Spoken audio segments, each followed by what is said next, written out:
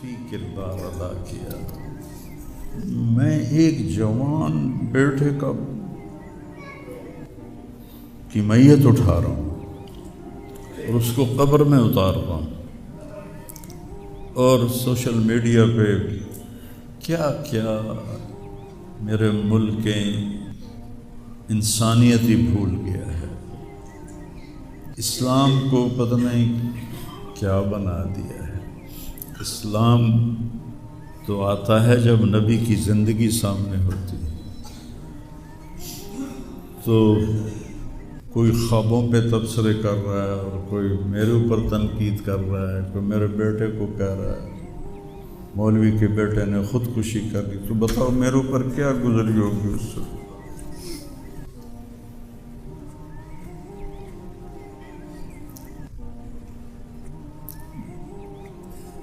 حضرت عمرو بن ابسہ سے پوچھا، یا رسول اللہ سب سے اعلیٰ درجے کا اسلام کیا ہے؟ ایک گل غور نال سنیں، سب سے اعلیٰ درجے کا اسلام کیا ہے؟ آپ نے فرمایا من سلم المسلمون من لسانہ و یدہ، جو کسی کو اپنی زبان اور ہاتھ سے تکلیف نہ پہنچائے وہ سب سے اعلیٰ درجے کا مسلمان۔ اب یہاں حال یہ ہے کہ دنیا دار ہوں، دیندار ہوں، علماء ہوں، ان کی زبانوں سے الفاظ نہیں نکلتے، ان کی زبانوں سے آگ نکلتی ہے، ان کی زبانیں آگ برساتی ہیں۔ تو جب زبان آگ برسائے گی تو دل نفرت سے بھرا ہوگا۔ لیکن میں نے کہا یا اللہ میں نے تجھ سے وعدہ کیا تھا کہ میں اپنی وجہ سے کبھی کسی سے نفرت نہیں کروں گا، کسی سے بغض نہیں رکھوں گا، کسی سے قطع تعلق نہیں کروں گا۔ آج مجھے یہ وعدہ پورا کرنے میں زور لگانا پڑ رہا ہے کہ ایک طرف مجھے اپنے بیٹے کی لاش نظر آتی ہے، ایک طرف ان نادانوں کے تبصرے نظر آتے ہیں۔ میں کسی کا نام نہیں لیتا، بھرا پڑا سوشل میڈیا، اور اتنی جھوٹی خبریں، اتنی جھوٹی خبریں، اتنی جھوٹ، زخم پہ مرہم لگاتے ہیں یا نمک چھڑکتے ہیں، اور وہ اسلام سمجھ کے کر رہے ہیں۔ میرے بیٹے کی لاش میرے سامنے ہر وقت نظر آتی رہتی ہے، اور کوئی کہہ رہا ہے خواب جھوٹا بیان کیتا سوں، کوئی کہہ رہا ہے بیان کرنے والا کوئی جھوٹا ہے ہی، کوئی کہہ رہا ہے قرآن خوانی کیوں کیتی سوں، یہ تو حرام ہے، کوئی کہہ رہا ہے دعا کیوں کروائی سوں۔ سارا حلال حرام ایتھے ہی رہ گیا۔ ایک زخمی باپ کے زخم پر پھنبا رکھنے کی بجائے میں نے بڑے انسان زندگی میں صدمے دیکھتا ہے، ناگواریاں دیکھتا ہے، میں نے بڑی بڑی ناگواریاں دیکھی، لیکن عاصم کی ناگواری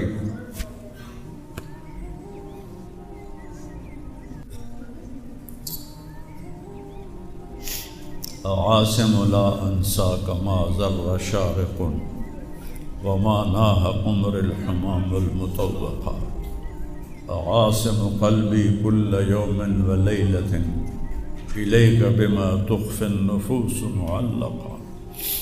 یہ حضرت عبداللہ بن ابو بکر کے اشعار ہیں جو میں نے تھوڑی تبدیلی کے ساتھ آپ کو ذکر کیے ہیں۔ اے عاصم، جب تک سورج چمکتا رہے گا تیری یاد میرے اندر تازہ ہوتی رہے گی، میں تمہیں کبھی بھلا نہ پاؤں گا۔ اے عاصم، دن ہو یا رات ہو تیری یادوں سے میرا بسیرا ہو رہا ہے، میرا دل تجھ میں دن میں بھی اٹکا ہوا ہے، رات کو بھی اٹکا ہوا ہے۔ یہ اس وقت میری حالت ہے۔ تو میں اس کانپتے ہاتھ کو دیکھتا ہوں، پھر یہ شعر پڑھتا ہوں، ترکت اباک مرعشۃ یدا، تو نے کس حال میں باپ کو چھوڑا کہ اس کے ہاتھ کانپ رہے ہیں، وَأُمُّكَ لَا تُسِيغُ لَهَا شَرَابًا، اور تیری ماں کا سینہ اتنا گھٹ گیا ہے کہ اس کے اندر پانی بھی نہیں جا رہا، جو سب سے آسانی سے چلا جاتا ہے۔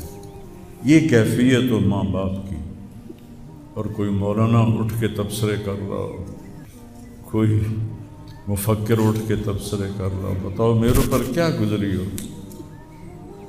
اس لیے میرے نبی نے فرمایا کہ زبان کو روکنا ساری شریعت کا خلاصہ ہے۔ دین بیان کرتے ہوئے جن کی زبانیں زہر بن جائیں اور شعلے برسائیں، ان کو بھگتنا پڑے گا آخرت میں۔ میں نے اپنا حصہ معاف کر دیا، میں کہ یا اللہ میں نہیں چاہتا، میری توبہ کہ میری وجہ سے تیرے محبوب کی کسی امتی پر کوئی تکلیف آئے، میں نے سب معاف کر دیا۔ لیکن اللہ کا نظام تو چلتا ہے پھر،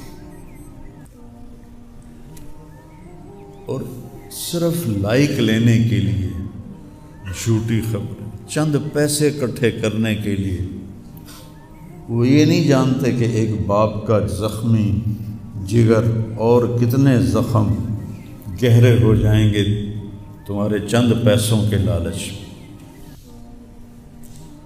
اور کرنے کو کوئی باتیں ہیں نہیں، اور جو اس قسم کی واہیات بولتا ہے اس کو لوگ سنتے بہت، کوئی مثبت بات کرتا ہے تو اس کو سنتا کوئی نہیں۔ میں نے اپنا دکھ آپ کے ساتھ شیئر کیا ہے، اور آپ کو نصیحت کرتا ہوں اپنی زبان کی حفاظت کریں۔ میرے نبی نے کبھی ممبر پہ کھڑے ہو کر کسی کو برا بھلا نہیں کہا، عبداللہ بن ابی کو بھی برا بھلا نہیں کہا، مجلس میں بیٹھ کر کسی کو برا نہیں کہا، اور تو یہ کرتا ہے، مرتے دم تک آپ نے یہ کسی کو نہیں کہا۔ کسی کی کمی بھی دیکھی تو نظریں جھکا لی، اس کی کمی کو اچھالا نہیں۔ ہمارے ہاں، ہمارے خطیبوں کے ہاں یہ دین بن چکا ہے کہ ان کے سامنے میرے نبی کی سیرت نہیں ہے، تو میں آپ کے سامنے ہاتھ جوڑتا ہوں، ویسے بھی کسی کو اپنی زبان سے دکھ نہ دیا کرو۔ چہ جائے کہ ایک جوان بیٹے کی موت کا غم لیے ایک زندہ لاش پھر رہی ہو، اور اس کو پتھر مارے جائیں، اور اس پر اپنے غصے کو نکالا جائے، بڑے دکھ کی بات ہے، بڑے درد کی بات ہے۔ یہ ہماری قوم کی گراوٹ کی انتہا ہے، گراوٹ کی میں تو اس وقت پاگل تھا، جہاں سے مجھے کسی نے جھوٹا خواب بھی سنایا تو میں نے تسلی لی کہ شکر ہے میرا بیٹا، جوان بیٹے کو اللہ نہ تنوں اٹھاون دے ویلا بھی کھاوے، اللہ تنوں اٹھاون دا ویلا نہ بھی کھاوے۔ تو جو تار سے نکلی ہے وہ دھن سب نے سنی ہے، جو ساز پہ بیت گزری ہے وہ کس دل کو پتہ ہے۔ یہ تو وہی جانتا ہے جس پہ یہ صدمہ گزرتا ہے، وہی جانتا ہے جس کا جگر ٹوٹے ٹوٹے ہوتا ہے۔ اوروں کو کیا پتہ کہ اولاد، جوان اولاد کا، اور میرا بچہ یہ اتنا نیک تھا، کبھی غیبت نہیں کرتا، کبھی غیبت نہیں کرتا، کسی سے نفرت نہیں کرتا تھا، کسی کی غیبت کرنے نہیں دیتا تھا، کسی کی برائی کرنے نہیں دیتا تھا۔ یعنی اس کی آپ بات سنو کہ یا اللہ جن جن لوگوں نے پاکستان کو لوٹا ہے اس میں جتنا میرا حصہ لوٹا ہے میں نے سب کو معاف کیا۔ ایسے اخلاق والا بچہ میرا مر جائے اور مجھ پر تان و طنز ہو رہا ہو، قرآن خوانی کیوں کرائی، کوئی کفر کر دیتا ہے، اسلام ہی چوں نکل گیا۔ یہ دیوبندی بریلویوں نے آپس میں لڑ کے پوری امت کا حلیہ بگاڑ کے رکھ دیا۔ خطیبوں نے، میں صحیح علماء کی بات نہیں کر رہا، خطیب چاہے دیوبندی کے ہوں، چاہے اہل حدیثوں کے ہوں، چاہے وہ بریلیوں کے ہوں، چاہے وہ شیعوں کے ہوں، سوائے نفرت کی آگ بھڑکانے کے ان کے پاس اور کوئی موضوع کوئی نہیں۔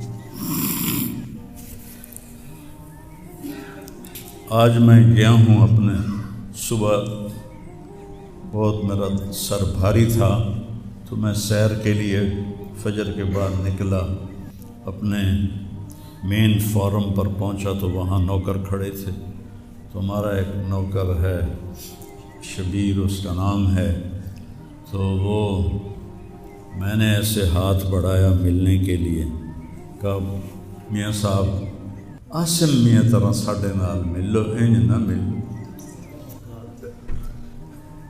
میں کیا وہ کیویں مل رہا ہے؟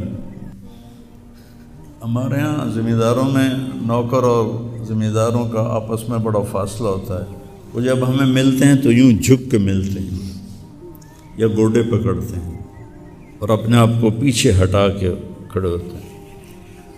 تو وہ شبو نے کہا جی ہم میاں صاحب سے ملتے تھے ایسے ہی جی میں ساڑھے نال مل دیں، تو وہ کہتے